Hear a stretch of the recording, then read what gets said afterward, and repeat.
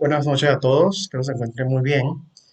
En el día de hoy vamos a hablar un poco sobre el dimensionamiento de conductores eléctricos en baja tensión e instalaciones eléctricas de baja tensión.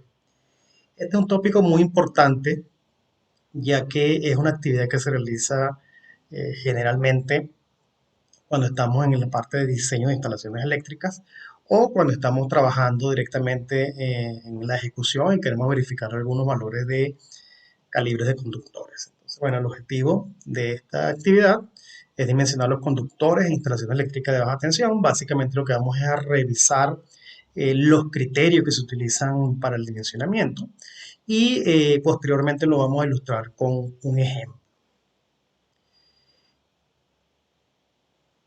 Para el cálculo exacto del calibre de los conductores eléctricos, básicamente la sección transversal de estos conductores, se toman generalmente en cuenta dos criterios, que son el de caída de tensión máxima permisible según el caso y capacidad de corriente que puede transportar el conductor correspondiente. Sin embargo, hay otros criterios que se pueden, no generalmente, pero usualmente o en ocasiones se pueden utilizar también, además de caída de voltaje y capacidad de conducción de corriente.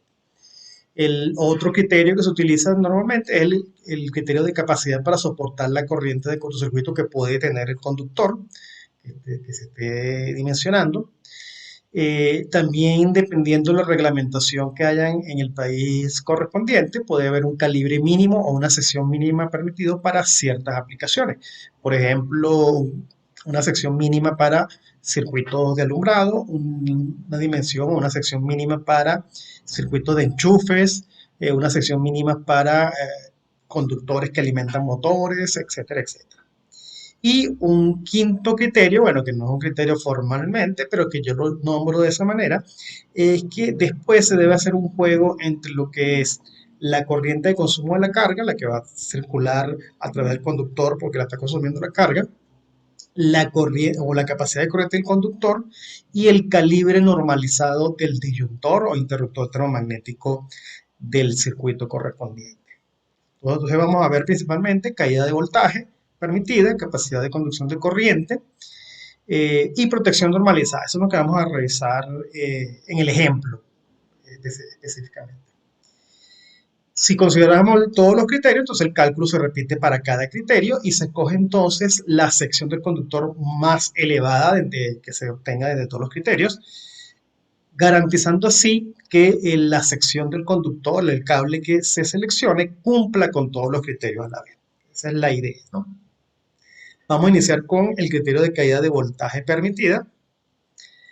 Para ello, como le dije previamente, deberíamos chequear lo que es la normativa vigente en cada país, en lo que se esté haciendo el dimensionamiento del conductor.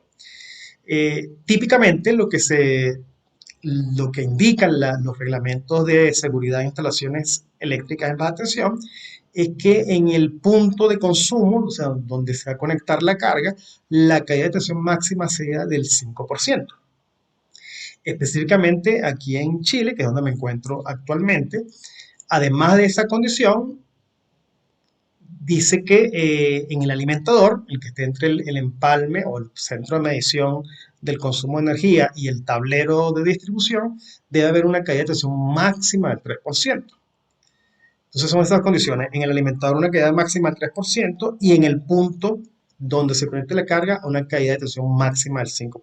Esos son los dos criterios o el criterio que en conjunto conforman la caída de voltaje permitida. Ahora, desde el punto de vista de cálculo, ¿verdad? Va a depender si tenemos circuitos monofásicos o circuitos trifásicos. Si tenemos circuito trifásico, entonces la sección transversal S del conductor va a ser igual a dos veces la resistividad del conductor o del material del conductor por la longitud del conductor dividido entre la caída de tensión del conductor por la corriente que atraviesa dicho conductor.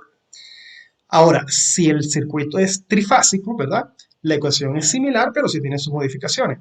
La sección transversal va a ser igual a raíz de 3 por la resistividad del conductor, en este caso para baja tensión cobre, por la longitud del conductor dividido entre la caída de tensión del conductor por la corriente que lo atraviesa. Esas son las dos ecuaciones que se utilizan normalmente para determinar la caída de voltaje en un conductor. Importante destacar, bueno, que la sección transversal, si la colocamos en milímetros cuadrados, ¿verdad? La longitud del conductor en metros, la corriente en amperios, entonces la resistividad debe estar en ohmios por milímetro cuadrado sobre metro. Y la caída de tensión del conductor en voltios. Entonces simplemente se aplica la ecuación que corresponda dependiendo del caso. Ya lo vamos a ver en el ejemplo. Luego tenemos el criterio de capacidad de corriente, la capacidad de corriente del conductor, ¿verdad? Este criterio consiste en seleccionar la sección del conductor a partir de la capacidad de conducción de corriente del mismo, tomando en cuenta la corriente nominal y las tablas de los conductores. Entonces, en este caso también es indispensable revisar la normativa vigente, donde se presenten las tablas asociadas a los conductores. Esta información es similar en todos los países, ¿verdad? Pero obviamente uno tiene que remitirse al país donde se encuentra. Para ello, entonces debemos revisar las tablas que presentan los reglamentos en cuanto a qué secciones normalizadas de conductores de cobre. Por ejemplo, si en un país determinado se trabaja preferentemente con secciones en milímetros cuadrados o secciones en AWG. Características y condiciones de uso de los conductores, dónde lo voy a utilizar, es importante, qué tipo de canalización eléctrica voy a utilizar asociado a ese conductor, también es indispensable conocerse. También debe evaluarse o revisarse las tablas que me den la capacidad máxima de transporte de corriente de los conductores, factores de corrección por número de conductores en ductos y factores de corrección por variación de temperatura ambiente. Recuerden ustedes que cuando una corriente eléctrica atraviesa una resistencia eléctrica se genera el calor por efecto Joule y bueno, los conductores eléctricos, los cables tienen resistencia eléctrica, ¿verdad? Y se genera calor. Entonces, si yo tengo una mayor cantidad de conductores en una canalización, se va a generar más calor y ese calor va a estar encerrado en la canalización, dependiendo del tipo de canalización. Hay unos factores de corrección para tomar en cuenta ese detalle y también para tomar en cuenta las variaciones de temperatura ambiente con respecto a una temperatura ambiente de referencia. En el caso de Chile, se trabaja con el reglamento de seguridad en instalaciones eléctricas de consumo de energía, instalaciones de consumo de energía eléctrica, que son conocidos como los RIC o los pliegos técnicos RIC, ¿verdad? Reglamento del reglamento de seguridad, ¿verdad? Entonces, lo vamos a chequear con el ejemplo. En el caso del criterio de la capacidad de corriente, ¿verdad?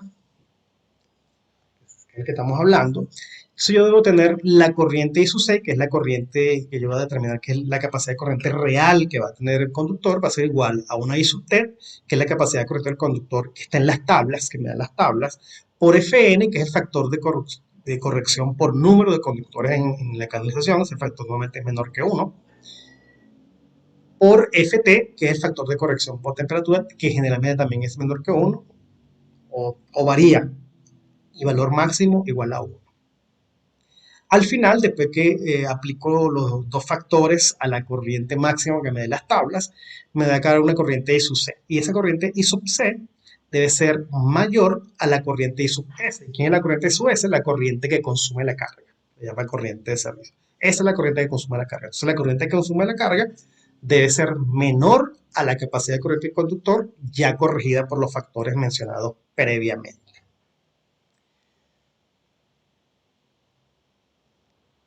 Ahí el caso de, aunque no vamos a trabajar con el caso de cortocircuito, sí quería mostrarles las expresiones matemáticas que utiliza un autor con respecto a este criterio, que es este que tenemos acá.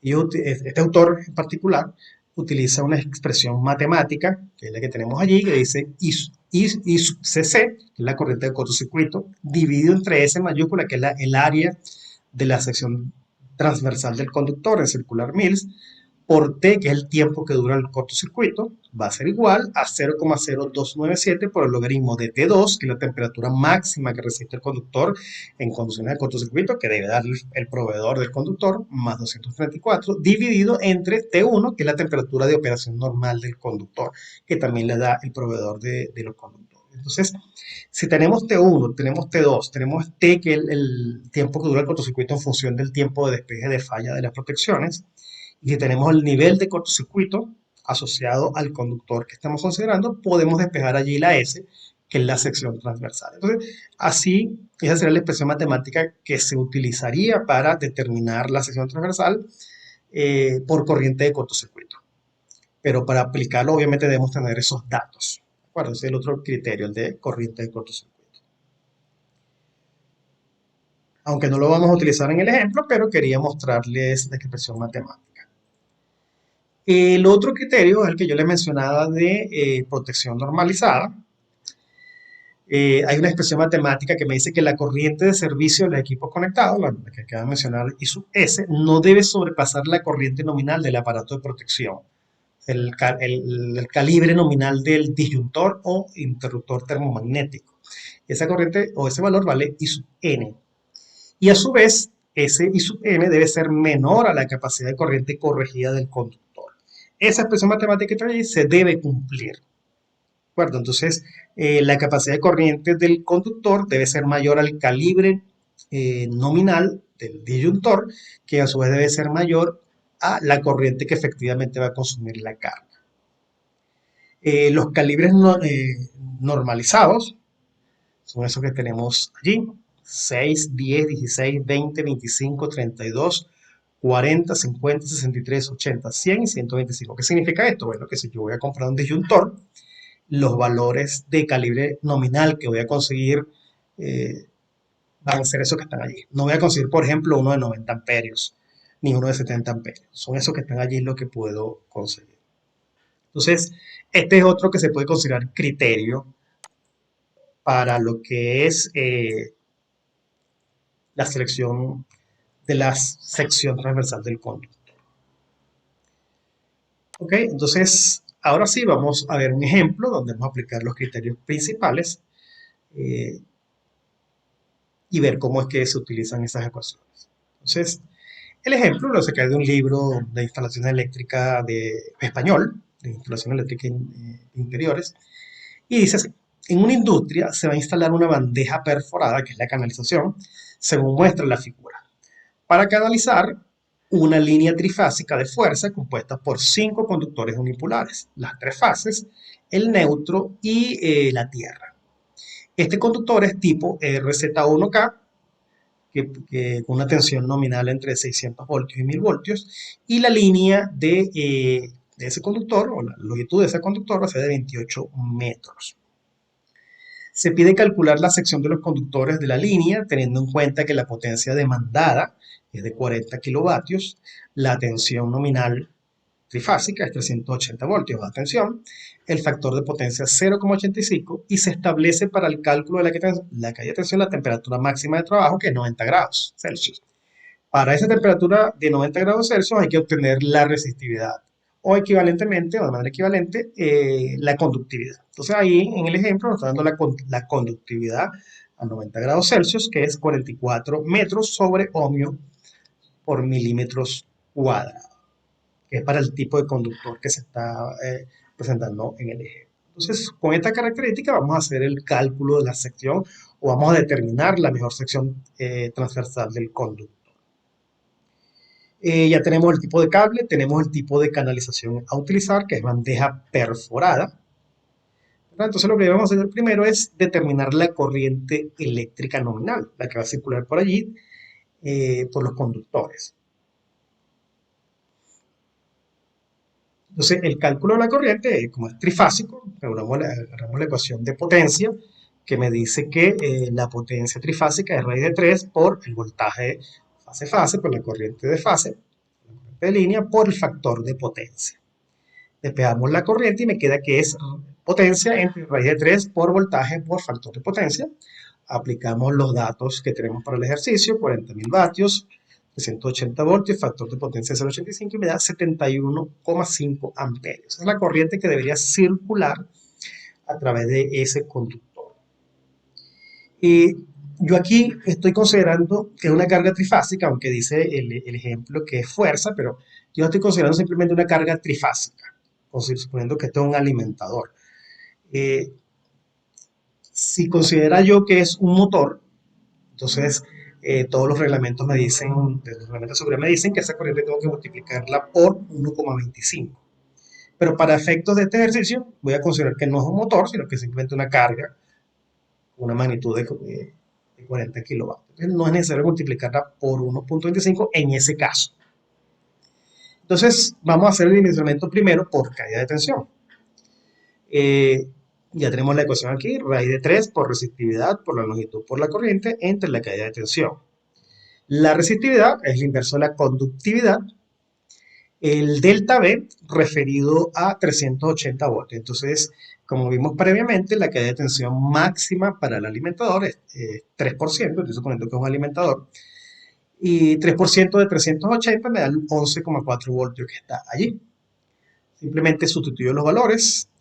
La resistividad me dio 0,02273 ohmios por milímetro cuadrado sobre metro, 28 metros de longitud, 71,5 amperios, 11,4 voltios. Eso me da 6,74 milímetros cuadrados. Entonces, en este punto, como lo estoy haciendo en Chile, o tomando como ejemplo Chile, entonces voy a buscar el reglamento de seguridad que me habla con respecto a los conductores, que es el conocido RIC número 4. El RIC número 4 es, bueno, el pliego técnico normativo número 4, conductores, materiales y sistemas de canalización. Debemos ir a la tabla 4.4, 4.5, 4.6, 4.7 de este pliego técnico. En esta tabla 4.4 es para conductores H07B, H07Z1, THWN, NFI, FY, que no es el caso que estamos hablando. No es la 4.4. Tiene dos partes la 4.4. La tabla 4.4 para estos conductores y la tabla 4.4 tiene una continuidad para estos otros conductores. Entonces aquí está el RZ1K. Tenemos que ver ahora el método de instalación. Esta tabla aquí nos dice que para determinar la capacidad de corriente, además del tipo de conductor, necesitamos el método de instalación. Entonces los métodos son A1, A2, V1, V2 y seguimos hacia abajo. D1, D2, el método E y el método F. Entonces vamos a buscar acá qué significan esos métodos, otros están aquí. No voy a leerlo todos, simplemente me voy directamente al método de instalación E, que me dice cable multiconductores, 3 conductores con carga instalados libremente al aire, escalerilla portaconductores o en canastillo portaconductores o en bandejas perforadas. Entonces, ese sería el método de instalación, el método E. Entonces, sería el método E.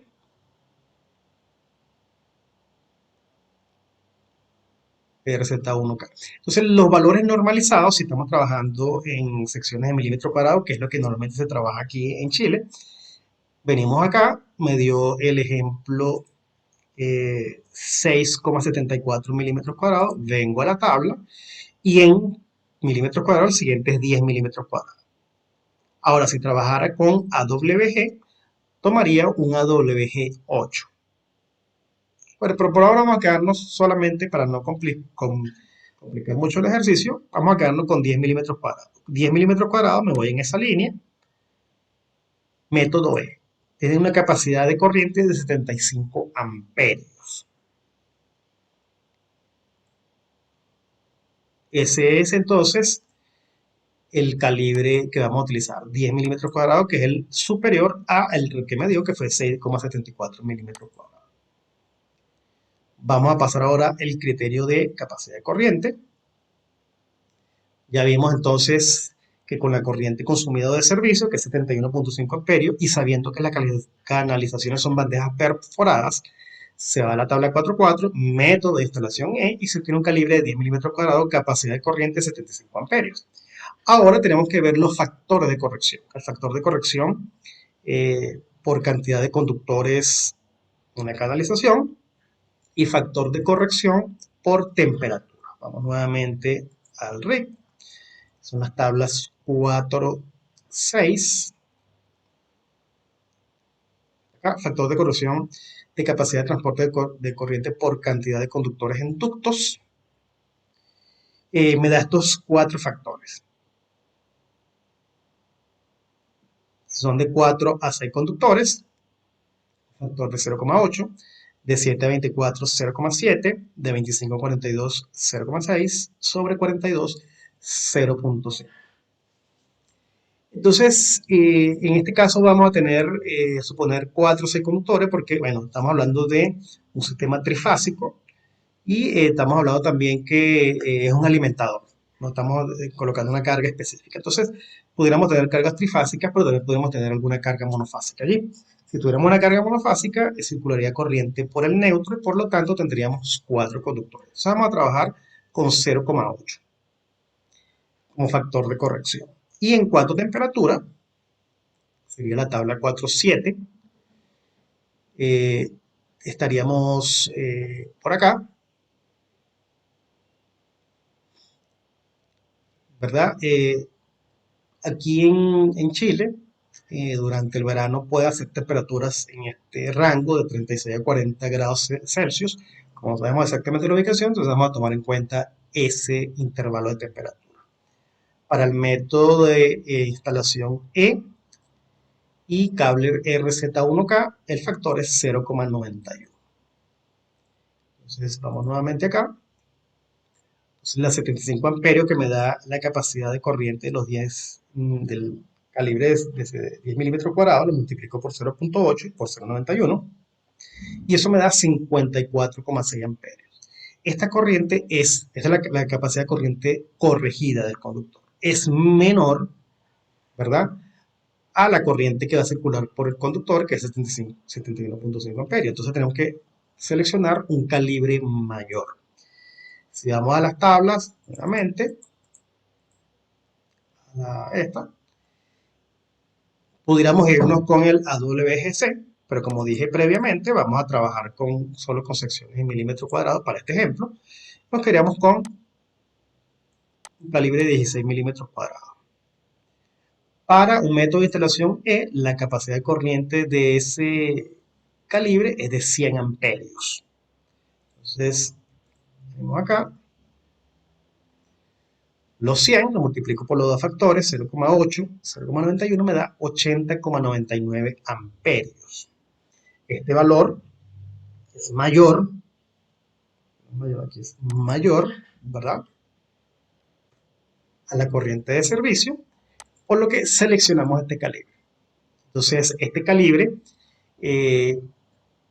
cumple con el criterio de capacidad de corriente, pero también cumple con el criterio de caída de tensión. ¿Por qué? Porque para el 3% de caída de tensión me da un calibre de 6,74 milímetros cuadrados. Si yo aumento el calibre del conductor, ¿verdad?, la caída de tensión va a ser menor. Entonces la pasé a 10, ya la caída de tensión era menor, y luego lo pasé a 16 milímetros cuadrados, la caída de tensión va a ser mucho menor. Podríamos hacer el cálculo ahora para verificar eso. Y por último tenemos el criterio de protección normalizada, en el sentido de que debe cumplirse esta condición que está acá. ¿Cómo lo vamos a hacer? Ya sabemos cuánto vale IS, que es 71,5 amperios, sabemos cuánto vale IC, que es el 80,99 amperios que acabo de calcular.